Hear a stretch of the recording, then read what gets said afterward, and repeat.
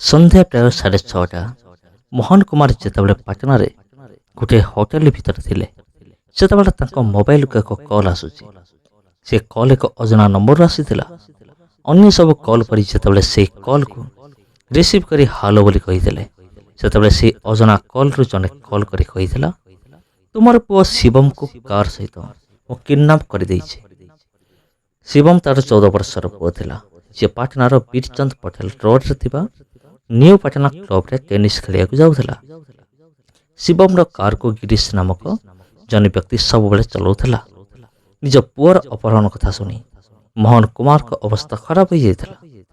ମୋହନ କୁମାର ଚାହୁଁନଥିଲେ ଯେ ଅପହରଣକାରୀ ତାଙ୍କ ପୁଅର ଟିକିଏ ହେଲେ ବି କ୍ଷତି କରିଦେବ। ସେଥିପାଇଁ ସେ ନମ୍ର ଭାବରେ କହିଥିଲେ, ଆପଣ ମୋର ପୁଅକୁ ଛାଡ଼ି ଦିଅନ୍ତୁ, ଆଉ ତା ବଦଳରେ ଆପଣ ଯାହା ବି କହିବେ ମୁଁ ଦେବାକୁ ରାଜି ଅଛି। ଠିକ୍ ଅଛି, ଆମକୁ 2 କୋଟି ଟଙ୍କା ଦରକାର ପଇସା ଯୋଗାଡ଼ କରିବା ପାଇଁ। ଆସନ୍ତାକାଲି ଦ୍ୱିପହର 2ଟା ପର୍ଯ୍ୟନ୍ତ ଆମେ ତୁମକୁ ସମୟ ଦେଉଛୁ। ଆଉ ଯଦି ତୁମେ ପଇସା ନ ଦିଅ କିମ୍ବା କୌଣସି ଚାଲାକି ଦେଖିବାକୁ ଚେଷ୍ଟା କର ତେବେ ତୁମ ପୁଅକୁ କାଟି ପିସ୍ ପିସ୍ କରି ପାର୍ସଲ କରିଦେବ। ଅପହରଣକାରୀ ଏହିପରି ଧମକ ଦେଇଥିଲା, ମୁଁ ପଇସା ଦେଇଦେବି କିନ୍ତୁ ମୋ ପୁଅକୁ କିଛି ବି କରିବନି। ମୋତେ ମୋ ପୁଅ ସହିତ କଥା ତ କରେଇ ଦିଅ, ଯେପରି ମୋ ମନ ବ୍ୟାକୁଳତାରୁ ଟିକେ ରକ୍ଷା ପାଇବ। ମୋହନ କୁମାର ବିନମ୍ର ଭାବରେ କହିଥିଲେ। ପୁଅର ଆୱାଜ ଶୁଣିବା ପାଇଁ ସେ ଫୋନକୁ ନିଜ କାନ ପାଖରେ ଲଗେଇ ରଖିଲେ। କିଛି ସମୟ ପରେ ତାଙ୍କ କାନରେ ପୁଅର ସ୍ୱର ଶୁଣାଯାଇଥିଲା, ବାପା ବାପା, ମୁଁ ଅଙ୍କଲଙ୍କ କବ୍ଜାରେ ଅଛି, ମୋତେ ବହୁତ ଡର ଲାଗୁଛି, ବାପା ମୋତେ ଏଠୁ ଶୀଘ୍ର ନେଇଯାଅ। ପୁଅର ସ୍ୱର ଶୁଣି ମୋହନ କୁମାର ଅନୁଭବ କରିଥିଲେ ଯେ ଯେପରି ତାଙ୍କ ପୁଅ ଭୟର ସହିତ ସେଠି ରହିଛି। ନିଜ ପୁଅକୁ ସାହସ ଦେଇ ମୋହନ କୁମାର କହିଥିଲେ, ପୁଅରେ ଡରନି, ମୁଁ ତତେ ଶୀଘ୍ର ନେଇଯିବି। ମୋହନ କୁମାର ଆଉ କିଛି କହିଥାନ୍ତେ କିନ୍ତୁ ଫୋନ ଡିସକନେକ୍ଟ ହୋଇଗଲା। ସେ ବହୁତ ଥର ହାଲୋ ହାଲୋ କହିଥିଲେ। ଯେତେବେଳେ ସେପଟୁ ଆଉ କୌଣସି ଉତ୍ତର ଆସିନଥିଲା ସେ କଲ୍ ବ୍ୟାକ୍ କରିବାକୁ ଚେଷ୍ଟା କରିଥିଲେ କିନ୍ତୁ ସେପଟୁ ଫୋନ ସୁଇଚ୍ ଅଫ୍ ଦେଖାଇଥିଲା। ସେ ନମ୍ବରକୁ ସେ ବାରମ୍ବାର ଟ୍ରାଏ କରିଥିଲେ କିନ୍ତୁ ବାରମ୍ବାର ସୁଇଚ୍ ଅଫ୍ ଦେଇଥିଲା। ସେ ନିଜର ଡ୍ରାଇଭର ଗିରିଶକୁ ଫୋନ ଲଗାଇଥିଲେ କିନ୍ତୁ ତା ଫୋନ ମଧ୍ୟ ସୁଇଚ୍ ଅଫ୍ ଦେଖାଉଥିଲା। ଯଦି ଅପହରଣ ଶିବମର ହୋଇଥିଲା ତେବେ ଡ୍ରାଇଭର ନମ୍ବର ସୁଇଚ୍ ଅଫ୍ କାହିଁକି ଦେଖାଇଥିଲା? ଅପହରଣକାରୀମାନେ ଡ୍ରାଇଭରକୁ ମଧ୍ୟ କବ୍ଜାରେ ରଖିଛନ୍ତି ନା ସେ ଅପହରଣକର୍ତ୍ତା ମାନଙ୍କଠାରୁ ଖସି ପଳାଇବାରେ ସକ୍ଷମ ହୋଇଛନ୍ତି? ଏହି କଥା ସେ ବୁଝିପାରୁନଥିଲା। ମୋହନ କୁମାରଙ୍କର ଚିନ୍ତା ବଢ଼ିଯାଇଥିଲା। ସେ ହୋଟେଲରୁ ସିଧା କୌଶଲ୍ୟା ଏଜେଣ୍ଟ ପାଖରେ ନିଜ ଘରେ ପହଞ୍ଚିଥିଲେ। ସେ ସର୍ବପ୍ରଥମେ ନିଜ ପତ୍ନୀଙ୍କୁ ପଚାରିଥିଲେ, ଶିବମ ଟେନିସ୍ ଖେଳିବା ପାଇଁ ନିଜ ଘରୁ କେତେବେଳେ ବାହାରିଥିଲା? ପ୍ରତିଦିନ ପରି ସନ୍ଧ୍ୟା 4ଟାରେ ବାହାରିଥିଲା। ହେଲେ କ'ଣ ହେଲା? ଆପଣ ଏସବୁ କାହିଁକି ପଚାରୁଛନ୍ତି? ପତ୍ନୀ ପଚାରିଥିଲେ। ଇଚ୍ଛା ନଥିଲେ ମଧ୍ୟ ନିଜ ପୁତ୍ର ଅପହରଣ କଥା ନିଜ ପତ୍ନୀକୁ ଜଣାଇଥିଲେ। ପୁଅର ଅପହରଣ କଥା ଶୁଣି ପତ୍ନୀ କାନ୍ଦିବାକୁ ଲାଗିଲେ। ତାପରେ ମୋହନ କୁମାର ନିଜ ପତ୍ନୀକୁ ଭରସା ଦେଇ କହିଥିଲେ ଯେ ତାଙ୍କର ଅପହରଣକାରୀ ସହିତ କଥାବାର୍ତ୍ତା ହୋଇସାରିଛି। ତାଙ୍କ ପୁଅ ଅତି ଶୀଘ୍ର ପଳାଇ ଆସିବ।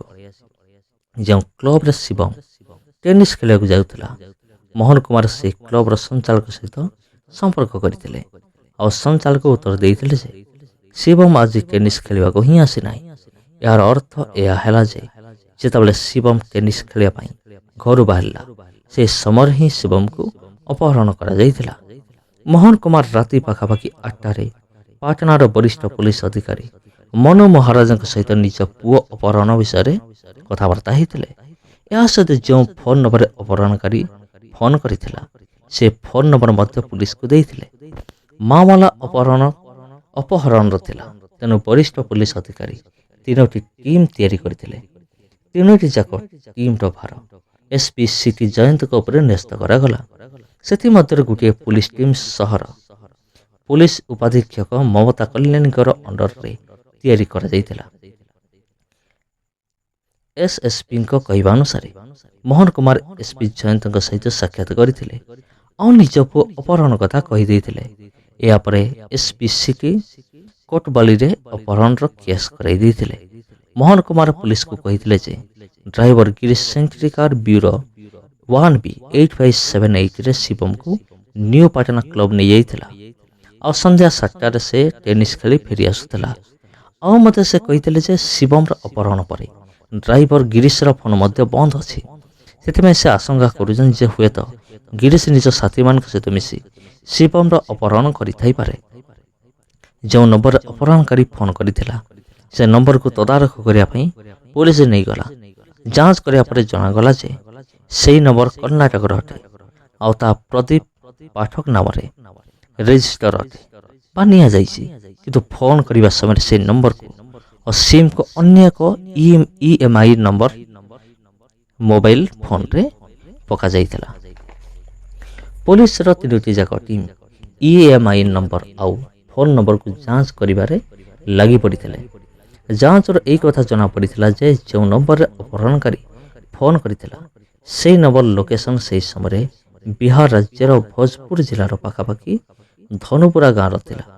ଗୋଟିଏ ପୁଲିସ ଟିମ୍ ପାଟନାର ମୁଖ୍ୟ ଜାଗାରେ ଥିବା ଏକ CCTV କ୍ୟାମେରାର ଫୁଟେଜ ଯାଞ୍ଚ କରିବାକୁ ଆସିଥିଲା। ASP କ୍ୟାମେରା ସହରର ମୁଖ୍ୟ ଜାଗାରେ ଲାଗିଥିଲା। ଏହି କ୍ୟାମେରାର ଗାଡ଼ିର ନମ୍ବର ପ୍ଲେଟ୍ ନମ୍ବରର ମଧ୍ୟ ପତା କରାଯାଇଥିଲା। ପୁଲିସ ପାଖରେ ସେହି ସେଣ୍ଟ୍ରି କାର୍ର ନମ୍ବର ପ୍ଲେଟ୍ର ନମ୍ବର ଥିଲା। ଏହାଦ୍ୱାରା ପୁଲିସ ଜାଣିବାକୁ ଚେଷ୍ଟା କରିଥିଲା ଯେ ସେ ସେଣ୍ଟ୍ରି କାର୍ କେଉଁ ଆଡ଼େ ଯାଇଛି। ସେପଟେ ପୁତ୍ରର ଅପହରଣ ଚିନ୍ତାରେ ମୋହନ କୁମାର ଓ ତାଙ୍କ ପତ୍ନୀକୁ ରାତିରେ ନିଦ ମଧ୍ୟ ନଥିଲା। ବେଳେବେଳେ ଫୋନ୍ କରି ପୁଲିସକୁ ପଚାରୁଥିଲେ ଯେ ନିଜ ପୁଅ ବିଷୟରେ କିଛି ଖବର ମିଳିଲା କି ନାହିଁ। ପୁଲିସଠାରୁ ସେମାନଙ୍କ ଆଶ୍ୱାସନ ଛଡ଼ା ଆଉ କିଛି ମିଳୁନଥିଲା। ସକାଳ ହେଉ ହେଉ ପୁଲିସ ଧନୁପୁରା ଗାଁ ଚାଲିଯାଇଥିଲା ଏବଂ ନିଜ ହିସାବରେ ଖୋଜିବାରେ ଲାଗିଥିଲା। ଏହାଦ୍ୱାରା ପୁଲିସ ସର୍ବଶେଷ ଟିମ୍ ଦ୍ୱାରା ଏହା ଜଣାପଡ଼ିଥିଲା ଯେ ଯେଉଁ ନମ୍ବରରୁ ଅପହରଣକାରୀର କଲ୍ ଆସିଥିଲା ସେ ନମ୍ବରକୁ ଏକ ଅଲଗା ଫୋନ୍ରେ କିଛି ସମୟ ପାଇଁ ପକାଯାଇଥିଲା। ସେହି ଫୋନ୍ ସେଇଠି ଥିଲା ଯେଉଁ ଫୋନ୍ରେ କର୍ଣ୍ଣାଟକବାସୀ ପ୍ରତିଦିନ ୟୁଜ୍ କରନ୍ତି। ସେ ଫୋନ୍ କିଛି ସମୟ ପାଇଁ ଅନ୍ ହେବାରୁ ପୁଲିସର କାମ ଆହୁରି ସହଜ ହୋଇଯାଇଥିଲା। ଏହାଦ୍ୱାରା ପୁଲିସକୁ ସେହି ଜାଗାର ଲୋକେସନ୍ ଜଣାପଡ଼ିଥିଲା। ସେ ଲୋକେସନ୍ ଧନୁପୁରାର ଇବ୍ରାହିମପୁର ଥିଲା। ଇବ୍ରାହିମପୁରରେ ପୁଲିସ ଘର ଘର ଯାଇ ଖୋଜିବାରେ ଲାଗିପଡ଼ିଲା। ତାପରେ ସକାଳ 6ଟାରେ ଏକ ଘରୁ 2 ଜଣ ଯୁବକ ଏବଂ ଅପହରଣ ହୋଇଥିବା ଶିବମ ମିଳିଥିଲା। ଶିବମର ହାତ ଗୋଡ଼ ବନ୍ଧା ଯାଇଥିଲା, ମୁହଁ ମଧ୍ୟ ବନ୍ଧା ଯାଇଥିଲା। ଶିବମକୁ ସୁରକ୍ଷିତ ଭାବରେ ଉଦ୍ଧାର କରିବା ପରେ ପୁଲିସ ଏ ଖବର SPଙ୍କୁ କହିଦେଇଥିଲେ। ଏହାପରେ ମୋହନ କୁମାରଙ୍କୁ ମଧ୍ୟ ଖବର ଦିଆଗଲା। ନିଜ ପୁଅକୁ ଅପହରଣକାରୀଙ୍କ ଠାରୁ ଉଦ୍ଧାର ହେବା ଶୁଣି ମୋହନ କୁମାର ଓ ତାଙ୍କ ପତ୍ନୀଙ୍କ ଖୁସିର ଠିକଣା ନଥିଲା। ସେମାନେ ତୁରନ୍ତ କୋଟବାଲି ପହଞ୍ଚି ଯାଇଥିଲେ। ଅଭିଷେକ ଏବଂ ପ୍ରଦୀପକୁ ପଚରାଉଚରା କଲାପରେ ଜଣାପଡ଼ିଥିଲା ଯେ ଶିବଙ୍କୁ ଅପହରଣ କରିବାରେ ଷଡ଼ଯନ୍ତ୍ର ଖଣ୍ଡେଲବାଲ ହୋଟେଲରେ କାମ କରୁଥିବା ଅନାମିକା ଓ ତା ସ୍ୱାମୀ ଗିରିଶ କରିଥିଲେ। ମୋହନ କୁମାର ମଧ୍ୟ ଗିରିଶକୁ ସନ୍ଦେହ କରିଥିଲେ। ଗିରିଶ ଆଉ ତା ପତ୍ନୀ ମଧ୍ୟ 2 ଦିନ ହେବ ଡ୍ୟୁଟିକୁ ଆସୁନଥିଲେ ଆଉ ତାଙ୍କ ଫୋନ୍ ମଧ୍ୟ ସୁଇଚ୍ ଅଫ୍ ଦେଖାଇଥିଲା। ପୋଲିସ 2 ମାଷ୍ଟର ମାଇଣ୍ଡର ଖୋଜ ମଧ୍ୟ ଆରମ୍ଭ କରିଦେଇଥିଲା, କିନ୍ତୁ ସେମାନଙ୍କର ଠିକଣା ମିଳିନଥିଲା।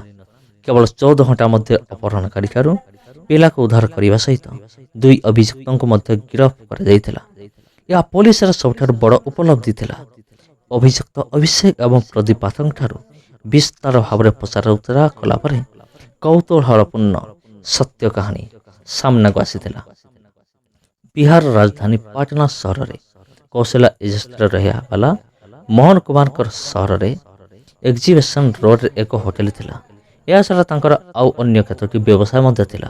ଏଥିପାଇଁ ନାମୀ ଦାମୀ ବ୍ୟବସାୟୀ ମଧ୍ୟରେ ତାଙ୍କର ନାମ ଥିଲା। ତାଙ୍କର ଏକ ପୁଅ ଥିଲା ଯାହାର ନାମ ଥିଲା ଶିବମ। ସେ ସେଣ୍ଟ ଜୋସେଫ ହାଇସ୍କୁଲରେ 9ମ ଷ୍ଟାଣ୍ଡାର୍ଡରେ ପଢ଼ୁଥିଲା। 14 ବର୍ଷୀୟ ଶିବମର ପଢ଼ିବା ସହିତ ଟେନିସ୍ ଖେଳିବାରେ ମଧ୍ୟ ଶখ ଥିଲା। ନିଜର ପୁଅର ଆଗ୍ରହକୁ ଦେଖି ସେ ନିଜ ପୁଅର ପ୍ରତିଭାକୁ ଆଗକୁ ବଢ଼ିବାକୁ ଚାହୁଁଥିଲେ। ଭଲ ଖେଳାଳି ହେବା ପାଇଁ ଶିଖିବା ନିମନ୍ତେ ସେ ପାଟନାରେ ବୀରଚାନ୍ଦ ପଟେଲ ରୋଡରେ ଥିବା ନ୍ୟୁ ପାଟନା କ୍ଲବକୁ ଯିବାକୁ ଲାଗିଲା। ସେଠାରେ ସେ 2.5ରୁ 3 ଘଣ୍ଟା ପର୍ଯ୍ୟନ୍ତ ଅଭ୍ୟାସ କରୁଥିଲା। ନିଜ ପୁଅକୁ ନେବା ଆଣିବା କରିବା ପାଇଁ ମୋହନ କୁମାର ନିଜ ଡ୍ରାଇଭର ଗିରିଶକୁ ଦାୟିତ୍ୱ ଦେଇଥିଲେ। ଗିରିଶ ପ୍ରତିଦିନ ସନ୍ଧ୍ୟା 4ଟାରେ ଶିବମକୁ କ୍ଲବରେ ଛାଡ଼ି ଯାଉଥିଲା ଏବଂ 7ଟାରେ ପୁଣି ଆସି ଘରେ ଛାଡୁଥିଲା। ଗିରିଶର ପତ୍ନୀ ଅନାମିକା ମୋହନ କୁମାରଙ୍କ ହୋଟେଲରେ କାମ କରୁଥିଲା। ଅନାମିକା ପାଟନାର ଥାନା ଜଗନପୁର କାକରବାଗରେ ରହୁଥିବା ଦିଲ୍ଲୀପ କୁମାରଙ୍କ ଝିଅ ଥିଲା। ତାଙ୍କର କ୍ଷୀର ବ୍ୟବସାୟୀ ଥିଲା। ଅନାମିକା ତା 2 ଭାଇ ମଧ୍ୟରେ ଏକମାତ୍ର ଭଉଣୀ ଥିଲା। ସେଥିପାଇଁ ସେ ପରିବାରର ସବୁଠାରୁ ଗେହ୍ଲା ଥିଲା। ଇଣ୍ଟରମିଡିଏଟ୍ ପାସ୍ କଲା ପରେ ସେ ମୋହନ କୁମାରଙ୍କ ହୋଟେଲରେ ରିସେପସନିଷ୍ଟ ଭାବରେ କାମ କରିଥିଲା। ସେପଟେ ଗିରିଶ ପାଠକ ଜଣେ ଡ୍ରାଇଭର ଥିଲା, ଯିଏ ଭୋଜପୁର ଜିଲ୍ଲାର କସଲନାଥ ଗାଁରେ ରହୁଥିବା ଦେବେନ୍ଦ୍ରନାଥ ପାଠକଙ୍କର ପୁଅ ଥିଲା। ଯେତେବେଳେ ମୋହନ କୁମାର ଗିରିଶ ସହିତ ହୋଟେଲକୁ ଯାଉଥିଲେ, ସେତେବେଳେ ଗିରିଶ ସମୟ ପାଇଲେ ଅନାମିକା ସହିତ କଥା ହେଉଥିଲା। ସହକର୍ମୀ ହୋଇଥିବାର ସେ ଦୁଇ ଜଣ ବହୁତ କଥାବାର୍ତ୍ତା କରୁଥିଲେ। ଧୀରେ ଧୀରେ ଦୁଇ ଜଣ ପରସ୍ପରକୁ ପସନ୍ଦ କରିବାକୁ ଲାଗିପଡ଼ିଲେ। ଧୀରେ ଧୀରେ ସେମାନଙ୍କ ମଧ୍ୟରେ ପ୍ରେମ ସମ୍ପର୍କ ବଢ଼ିବାକୁ ଲାଗିଲା। ଅବସ୍ଥା ଏମିତି ହୋଇଥିଲା ଯେ ଭିନ୍ନ ଭିନ୍ନ ଜାତି ହୋଇଥିଲେ ମଧ୍ୟ ସେମାନେ ପରସ୍ପର ସହିତ ବିବାହ କରିବାକୁ ନିଷ୍ପତ୍ତି ନେଇଥିଲେ। ଘର ଲୋକଙ୍କ ଅସହମତି ସତ୍ତ୍ୱେ ଦୁଇ ଜଣ ପ୍ରେମ ବିବାହ କରି ନେଇଥିଲେ। ବାହାଘରର ପରେ ଦୁଇ ଜଣ ପାଟନାରେ ଭଡ଼ା ଘରେ ରହିବାକୁ ଲାଗିଲେ। ଯେହେତୁ ଦୁଇ ଜଣଙ୍କର ରୋଜଗାର ଥିଲା, ତେଣୁ ଦୁଇ ଜଣଙ୍କର ଗୃହସ୍ଥୀ ଜୀବନ ଆନନ୍ଦରେ କଟୁଥିଲା। ସେମାନେ ଦୁଇ ଜଣ ଯାକ ମୋହନ କୁମାରଙ୍କ ଠାରେ ଚାକିରି କରୁଥିଲେ। ମୋହନ କୁମାରଙ୍କ ଜୀବନକୁ ଦେଖି ସେମାନଙ୍କୁ ମଧ୍ୟ ଇଚ୍ଛା ହେଉଥିଲା ଯେ ସେମାନେ ମଧ୍ୟ ମୋହନ କୁମାରଙ୍କ ପରି ଆରାମ ଜୀବନ ବିତେଇବେ। କିନ୍ତୁ ସେମାନଙ୍କୁ ଯେତିକି ଦରମା ମିଳୁଥିଲା, ସେତିକିରେ ସେମାନଙ୍କ ଅଭିଳାଷ ପୂର୍ଣ୍ଣ କରିବା ସମ୍ଭବ ନଥିଲା। ଏମିତି କ'ଣ କରାଯାଇପାରିବ ଯାହାଦ୍ୱାରା ସେମାନେ ମଧ୍ୟ ଯେପରି ଅମାପ ସମ୍ପତ୍ତିର ଅଧିକାରୀ ହୋଇପାରିବେ? ଏହି ବିଷୟରେ ସବୁବେଳେ ଆଲୋଚନା କରୁଥିଲେ। ତାପରେ ସେମାନଙ୍କ ମନରେ ବିଚାର ଆସିଥିଲା ଯେ ଯେଉଁ ମୋହନ କୁମାରଙ୍କ ପାଖରେ ସେମାନେ କାମ କରୁଛନ୍ତି, ତାଙ୍କ ପୁଅକୁ କିଡନାପ କରି ମୋଟା ଅଙ୍କର ପଇସା ଦାବି କଲେ କେମିତି ହୁଅନ୍ତା? କାହିଁକି ନା ସେ ପଇସା ବାଲା ଅଟନ୍ତି। ସେଥିପାଇଁ ଶିବମ ଦ୍ୱାରା ହିଁ ତାଙ୍କୁ ମୋଟା ପଇସା ମିଳିବାର ଆଶା ଥିଲା। ଗିରିଶ ହିଁ ଶିବମକୁ କ୍ଲବ ନେବା ଆଣିବା କରୁଥିଲା, ତେଣୁ କିଡନାପିଂ ସହଜ ଥିଲା। ଗିରିଶ ତ ଶୀଘ୍ର ମାଲଦାର ହେବାର ଉପାୟ ପାଇଗଲା, ହେଲେ ଏ କାମ ଏତେ ସହଜ ନଥିଲା। ଏଥିପାଇଁ ସେ ନିଜ ମାମୁଙ୍କ ପୁଅ ପ୍ରଦୀପ ପାଠକକୁ ଏଥିରେ ସାମିଲ କରିବା ପାଇଁ ନିଷ୍ପତ୍ତି ନେଇଥିଲା। ପ୍ରଦୀପ ପାଠକ ଭୋଜପୁର ଜିଲ୍ଲା ଅନ୍ତର୍ଗତ ପିଟୋ ଥାନା ଅନ୍ତର୍ଗତ ବାସିନ୍ଦା ଥିଲା। ସେ ବାଙ୍ଗାଲୋର ଠାରେ ଏକ ଟ୍ରାଭେଲ ଏଜେନ୍ସିରେ ଡ୍ରାଇଭର ଭାବରେ କାମ କରୁଥିଲା। ଗିରିଶ ସହିତ ପ୍ରଦୀପର ଫୋନରେ କଥାବାର୍ତ୍ତା ହେଉଥିଲା। ପ୍ରଦୀପ ମଧ୍ୟ ନିଜ ଚାକିରିରେ ଖୁସି ନଥିଲା। ସେ ମଧ୍ୟ ଶୀଘ୍ର ମୋଟା ପଇସା କମାଇବାକୁ ଚାହୁଁଥିଲା। ଗିରିଶ ତାକୁ ମୋଟା ପଇସା କମାଇବାର ଲୋଭ ଦେଖି ପାଟନା ଆସିବାକୁ କହିଥିଲା। ପ୍ରଦୀପ ଯେତେବେଳେ କାମ କ'ଣ ବୋଲି ପଚାରିଲା, ସେତେବେଳେ ଗିରିଶ କହିଥିଲା ଯେ ପାଟନା ଆସିବା ପରେ ହିଁ ସେ କାମ ବିଷୟରେ ଜଣେଇବ। ପ୍ରଦୀପ ବାଙ୍ଗାଲୋରରୁ ପାଟନା ଆସିଥିଲା, ଆଉ ମିଠାପୁର ବସ୍ଷ୍ଟାଣ୍ଡ ପାଖରେ ନିଜ ଭାଇ ବିନୟ ପାଠକର ଘରେ ରହିଗଲା। ସେ ଫୋନ କରି ଗିରିଶକୁ ନିଜ ଆସିବା କଥା ଜଣେଇଦେଲା। ଗିରିଶ ଏହାପରେ ସେଠାରେ ପହଞ୍ଚିଗଲା। ସେମାନେ ଏଇ ଖେଳକୁ ସୁରକ୍ଷିତ ଭାବରେ ଖେଳିବାକୁ ଚାହୁଁଥିଲେ। ଗିରିଶ ଚାହୁଁଥିଲା ଯେ ତାଙ୍କ ସହିତ ଏମିତି ଜଣେ ସାମିଲ ହେବା ଦରକାର ଯିଏ ଦବଙ୍ଗ ଟାଇପର ହୋଇଥିବ। ତେବେ ପ୍ରଦୀପ ଅଭିଷେକ ସିଂଙ୍କୁ ସାମିଲ କରିବା ପାଇଁ ପ୍ରସ୍ତାବ ଦେଇଥିଲା, ଯିଏ CRPFର ବାଟାଲିୟନ ନମ୍ବର 197ରେ ଚାକିରି କରୁଥିଲା, ଆଉ ତାର ପୋଷ୍ଟିଂ ସାରନ୍ଦାରେ ଥିଲା। ଅଭିଷେକ ସିଂ ଭୋଜପୁର ଜିଲ୍ଲାର ଗଡ଼ବି ଗାଁର ରହୁଥିବା ସନ୍ତୋଷ ସିଂର ପୁଅ ଥିଲା। RDS ହାଇସ୍କୁଲରେ ପଢ଼ିବା ସମୟରେ ଅଭିଷେକ ପ୍ରଦୀପ ପାଠକର ଏଠାରେ ଭଡ଼ାରେ ଘର ନେଇଥିଲା। ସେଠାରେ ରହିବା ସମୟରେ ହିଁ ତାର ପ୍ରଦୀପ ସହିତ ବନ୍ଧୁତା ହେଇଯାଇଥିଲା।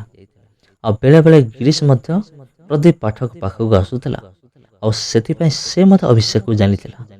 ପରେ ଅଭିଷେକର CRPFରେ ଚାକିରି ଲାଗିଯାଇଥିଲା। ଚାକିରି ହେବା ପରେ ମଧ୍ୟ ପ୍ରଦୀପର ଅଭିଷେକ ସହିତ ଫୋନରେ କଥାବାର୍ତ୍ତା ଜାରି ରହିଥିଲା। ପ୍ରଦୀପ ଯେତେବେଳେ ପାଟନା ଆସିଯାଇଥିଲା, ସେତେବେଳେ ସେ ଦେଖା କରିବା ପାଇଁ ଅଭିଷେକକୁ ଡାକିଥିଲା। ଆଉ ସାଙ୍ଗର ଆଉ କହିବା ଅନୁସାରେ ଯେତେବେଳେ ଅଭିଷେକ ପାଟନା ଆସିଥିଲା, ସେତେବେଳେ ଗିରିଶ ବିଜନେସମ୍ୟାନର ପୁଅକୁ କିଡନାପ କରିବା ପାଇଁ ପ୍ରସ୍ତାବ ଦେଇଥିଲା। ପଇସାର ଲୋଭରେ ଅଭିଷେକ ମଧ୍ୟ ସେମାନଙ୍କ ଯୋଜନାରେ ସାମିଲ ହୋଇଯାଇଥିଲା। ତାପରେ ଗିରିଶ, ଅନାମିକା, ପ୍ରଦୀପ ଏବଂ ଅଭିଷେକ ଯୋଜନାକୁ ସଫଳ କରିବା ପାଇଁ ନିଷ୍ପତ୍ତି ନେଇଥିଲେ। ସେମାନେ ହତିଆର ମଧ୍ୟ ଯୋଗାଡ଼ କରିଦେଇଥିଲେ। ଗିରିଶ ପ୍ରଦୀପ ଆଉ ଅନାମିକାକୁ କହିଥିଲା ଯେ ପ୍ରତିଦିନ ସନ୍ଧ୍ୟା 4ଟା ବେଳକୁ ଶିବମ ଟେନିସ୍ ଖେଳିବା ପାଇଁ ମୋ ଗାଡ଼ିରେ ଯିବ। ଯେତେବେଳେ ମୁଁ କ୍ଲବ ପାଖାପାଖି ପହଞ୍ଚିବି ଆଉ ଡବଲ ବ୍ରେକର ପାଖରେ ମୁଁ ଗାଡ଼ି ସ୍ଲୋ କରିଦେବି, ସେତେବେଳେ ତୁମେ ଦୁଇ ଜଣ ଗାଡ଼ିର କବାଟ ଖୋଲି ଭିତରେ ବସି ପଡ଼ିବ। ଯୋଜନା ଅନୁସାରେ ଗିରିଶ ସେଣ୍ଟ୍ରି କାର ଧରି ଶିବମକୁ ସାଙ୍ଗରେ ନେଇ କ୍ଲବ ଆଡ଼କୁ ଯାଇଥିଲା। ଅଭିଷେକ ଆଉ ପ୍ରଦୀପ ପ୍ରଥମରୁ ହିଁ ଡବଲ ବ୍ରେକର ପାଖରେ ପହଞ୍ଚି ଯାଇଥିଲେ।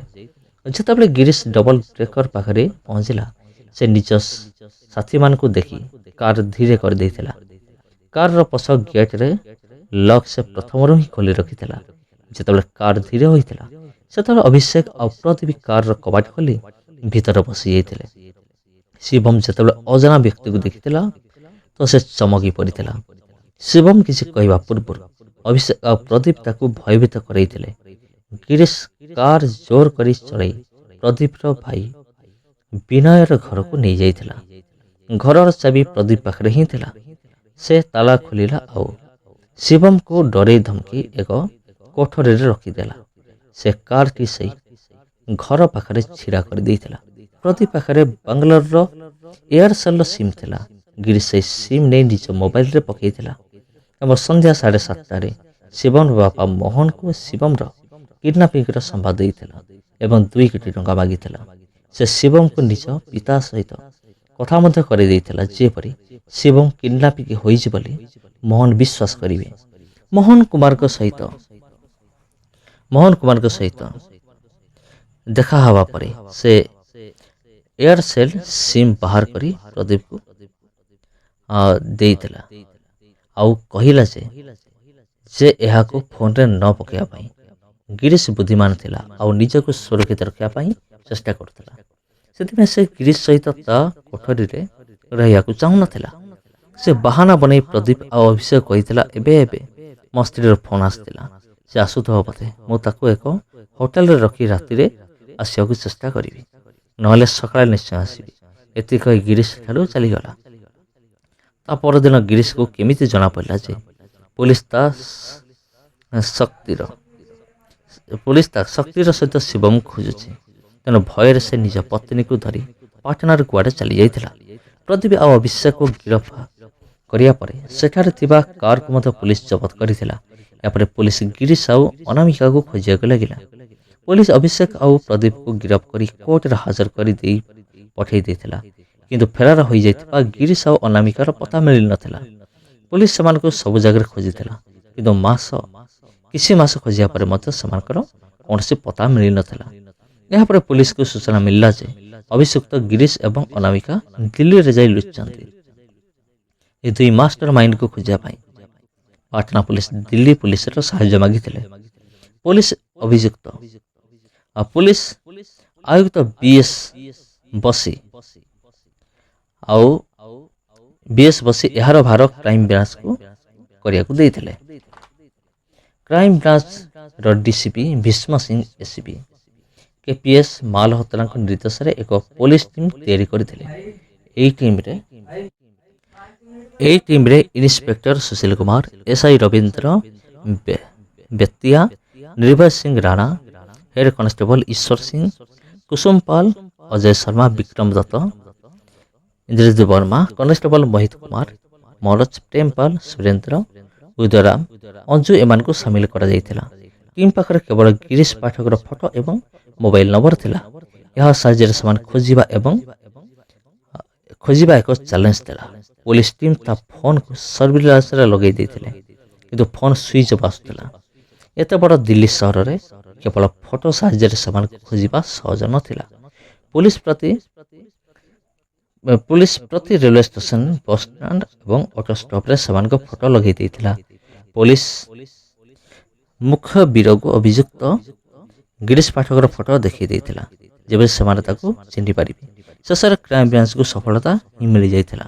ଜଣେ ଖବର ଦେଇଥିଲା ଯେ ଅଭିଯୁକ୍ତ ସୁରଟର ଜଣେ ଲୋକ ସହିତ ବସ୍ ଷ୍ଟପ୍ କାଲିଖାରେ ଠିଆ ହେଇଛି। ଖବର ପାଇ ପୋଲିସ ତୁରନ୍ତ ସେଠାରେ ପହଞ୍ଚି ଯାଇଥିଲା। ପୋଲିସ ସେଠାରେ ପହଞ୍ଚି ଜାଣିଲା ଯେ ସେମାନଙ୍କ ନାମ ଗିରୀଶ ପାଠକ ଆଉ ଅନାମିକା ଅଟେ। କ୍ରାଇମ ବ୍ରାଞ୍ଚ ଅଫିସର ଦଳ ଯେତେବେଳେ ସେମାନଙ୍କୁ ପଚାରିଥିଲା ସେତେବେଳେ ସେମାନେ ସ୍ୱୀକାର କରିଥିଲେ ଯେ ସେମାନେ କିପରି ମୋହନ କୁମାରଙ୍କ ପୁଅ ଶିବମକୁ କିଡନାପ କରିଥିଲେ। ଦିଲ୍ଲୀ ପୋଲିସ ସେମାନଙ୍କ ଗିରଫଦାର ଖବର ପାଟନା ପୋଲିସକୁ ଦେଇଥିଲା। କୋର୍ଟରେ ମହାନଗର ଦଣ୍ଡାଧିକାରୀ ଅନୁ ଅଗ୍ରୱାଲଙ୍କ ଦ୍ୱାରା ସେମାନଙ୍କୁ ପଠାଇ ଦିଆଯାଇଥିଲା। ପାଟନା ପୋଲିସ ଦିଲ୍ଲୀ ପହଞ୍ଚି ସେମାନଙ୍କୁ ଟ୍ରାନଜିଟ୍ ରିମାଣ୍ଡରେ ପାଟନା ନେଇଯାଇଥିଲା। ଆଉ ଯେତେବେଳେ ସେମାନଙ୍କୁ ନେଇ ପଚରା ଉଚରା କରାଗଲା ତ ସେମାନେ କହିଥିଲେ ଯେ କିପରି ଶିବମଙ୍କୁ ଅପହରଣ କହିଥିଲା। ପଚରା ଉଚରା ପରେ ପାଟନାର ନ୍ୟାୟାଳୟରେ ପେଶ କରି ସେମାନଙ୍କୁ ଜେଲ୍ ପଠାଇ ଦିଆଗଲା। ତେବେ ବନ୍ଧୁଗଣ, ଭିଡ଼ିଓ କିପରି ଲାଗିଲା କମେଣ୍ଟ କରିବେ, ଅନ୍ୟମାନଙ୍କୁ ସେୟାର କରନ୍ତୁ। ଚ୍ୟାନେଲରେ ପ୍ରଥମ ଥର ହେଲେ ଚ୍ୟାନେଲକୁ ସବସ୍କ୍ରାଇବ୍ କରି ରଖନ୍ତୁ। ସମସ୍ତଙ୍କୁ ଆନ୍ତରିକ ନମସ୍କାର।